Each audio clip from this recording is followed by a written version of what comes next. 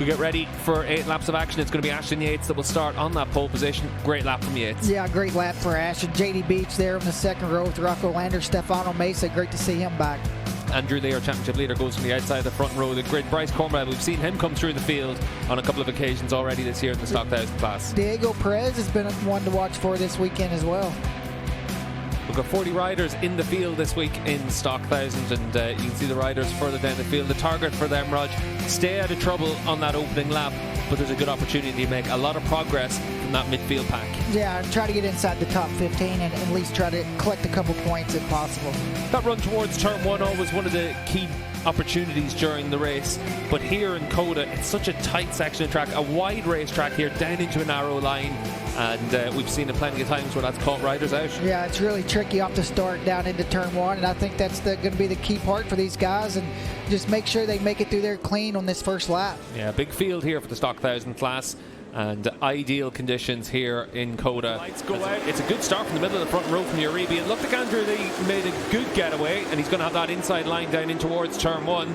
JD Beach looks like he's dropped a spot on the run down in towards turn 1, but that's Jason Uribe that runs around the outside to take the lead into turn 1, and then JD Beach trying to make up some of that lost ground. But you can see there for Uribe braking really late into the corner, Raj, but the bike moving around a lot underneath him. Bike moving around. We've seen that all weekend with Jason. I think that's how he likes it.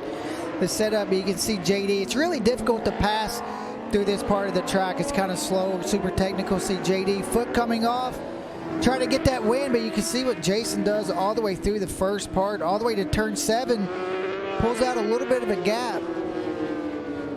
This part of the track, like you said a lap ago, Raj, where the BMW rider is working well. So this is where JD Beach is going to be presented an opportunity. You could see there, Uribe went a little bit defensive on the entry, and for JD Beach, he was able to try and run his normal line. But down in towards the stadium complex, that could be a bit of an opportunity for Beach to come through. Beach definitely a lot faster than him. Maybe a little bit wide through one of the opening parts of the S's there for Uribe. Cost him a little bit of lap time, and Beach just able to close up on him. This is going to give JD Beach an opportunity down into the back straight, into turn 11. Is he going to be able to get that bike down the inside, get it stopped? Block the track a little bit for Uribe, but Uribe's able to pick that bike up and exit the corner well.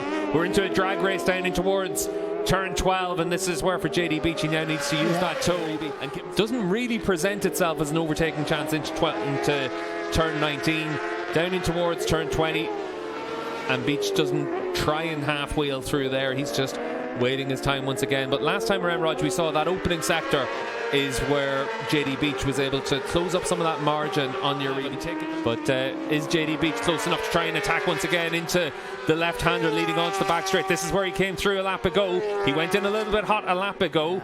This time looks a little bit tidier now for JD Beach, and he's hit the front. We've seen him with a top speed advantage down the back straight. We've seen him very strong in the brakes into turn 12. Can Uribe answer back down in towards the left-hander at the end of the straight? He's trying to use the slipstream from the Honda. The BMW rider trying to attack back and able to come back through as well down in towards turn 12. Great race, and here at the front. Great race. Both those riders did a great job. You see the draft got Jason in a little bit deep. JD looked like he wanted to look up the inside in turn 12, but just not close enough. A little bit of a wheelie on the exit of 12 there as well, just costing a bit of momentum for Beach, but giving us a good illustration of how hard he's having to press here to give himself the chance to come through. We've got 2.5 laps remaining here, and JD Beach on the 95 machine. He's had a couple of nibbles now, Raj. He needs to make sure he's able to make that move. You know, maybe when he makes that pass down into turn 12, maybe not be so far up the inside and still just kind of slip by him and still work on that drive. The riders come down in towards the last corner now. Beach closer on this lap than he was a lap ago, heading into turn 20, and be interested to see if he's able to use that draft to give himself a chance to be able to try and attack into turn 1, and then maybe you're able to try and open up a bit of a gap before you come to the back straight. JD Beach down the inside on the 95 machine. Jason Uribe just cut straight across him and down toward turn 12. Making the move a little bit earlier this time, JD Beach. Let's see if he's able to get it stopped that bit earlier. Slides down into there. He's made Uribe stand that bike up a little bit. That's going to cost Uribe a little bit of momentum down the back straight. Such a long straight here though, Rog. Difficult to defend when that rider's behind you. JD's going to stay to the left side of the track to make it tough for Jason to move by. Now JD's going to try to get in the draft.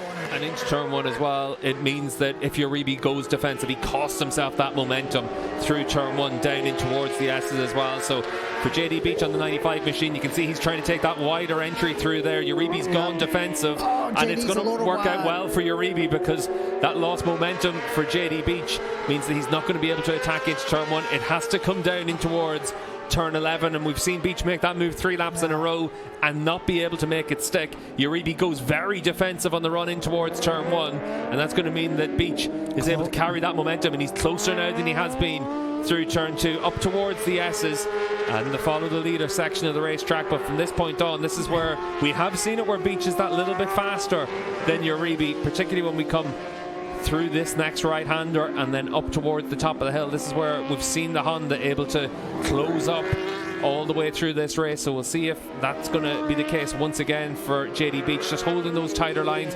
Uribe riding well, but once again it's just in that left to right complex that Beach really finds a lot of lap time compared to the BMW rider. But he's going to have to try and attack down in towards 11 once again. Uribe slides through there, takes the defensive line. JD Beach trying to give himself the chance to carry the momentum onto the back straight.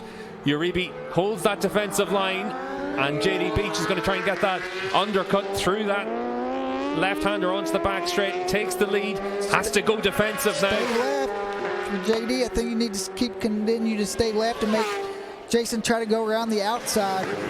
You can see Uribe once again as late as you dare on the brakes down in towards the left-hand hairpin at the end of the straight. He runs wide. JD Beach is going to have an opportunity to carry that momentum up towards the stadium section, but it's still going to be Uribe in front, and for JD Beach tries to tough it out with Uribe, but it is still the number 36 out in front in this one. It all comes down to the last corner now, Raj. I think for JD, he's really strong through here. He's got to wind up for the last corner. If he's close enough, he's going to take a shot. And he's got to try it as well. It comes into this race 26 points down on Andrew Lee. As it stands right now, he's only picking up 7 points on Lee. So JD Beach needs this race victory. He's able to hold a different line to Uribe. Uribe going defensive into 19. This is going to present the opportunity in towards turn 20. Uribe a little bit wide. They go bar to bar down in towards the last corner, and Uribe holds on to that but runs in too deep. JD Beach is going to be able to claim this race victory, and all important 25 points goes to JD Beach. Jason Uribe ran in deep into that last corner. Beach takes advantage of it, gets the race win. Ashton Yates from the pole position able to claim that final step at the podium. Andrew Lee, our championship leader, gets 13 points for finishing up in P4. JD Beach, our race winner here in the opening race of the Stock 1000 class at Circuit of the Americas, and those 25 points will mean that we'll go down to the final race of the season. They'll go into that final race of the year with JD Beach feeling that he's got a chance still to win this Stock 1000 championship. What's interesting from it is Andrew Lee, if he finishes 4th tomorrow, regardless of what Beach does, it will be enough to win this championship. Uribe needs to win tomorrow to have a chance to win the championship, and that has to be the target for the 36. You never know what's going to happen, but Andrew Lee with a 14-point advantage means that he has to finish inside the top 4 to guarantee the championship tomorrow.